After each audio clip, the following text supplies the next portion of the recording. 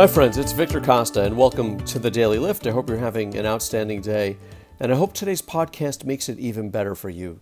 Today we're going to talk about passion.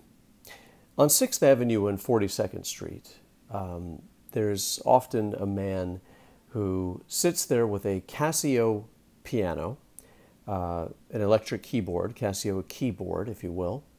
He has a little stool and he has a microphone. He has long hair that comes right in front of his face, so when he sings at the mic, the hair is covering his eyes and his face. And he has a very heavy Chinese accent.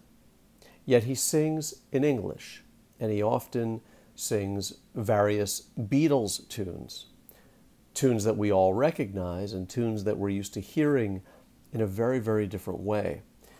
In addition to having the accent, the man also has a speech impediment. And when he sings, he is rocking forward to a degree.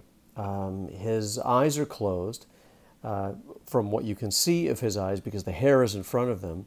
And he's rocking back and forth, so the hair is moving a little bit. And for all intents and purposes, you can make out the tune.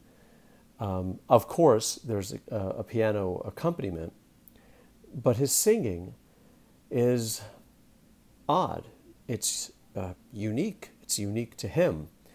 And if one were to hear this and walk by, they might say, wow, what is that? What is that weird sound? And as you get closer and as you see him performing this song in all his seriousness and in all his passion, suddenly you start to hear it in an extremely different way.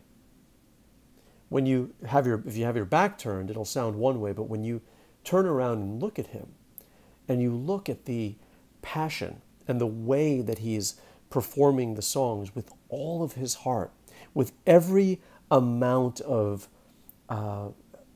ability that he has to pronounce the words, even overcoming a speech impediment and a language challenge, you know undeniably that you are actually hearing a very special version of these songs.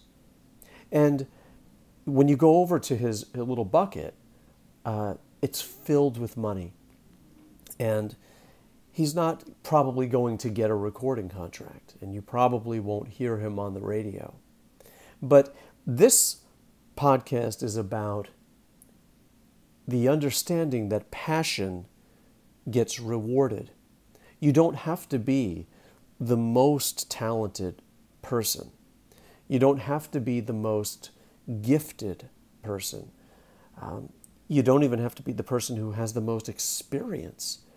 But what you have to have is passion. And when we're putting money in that man's bucket, we are sharing in his passion. We are experiencing a part of that. We're not putting it in there because the song is so skilled.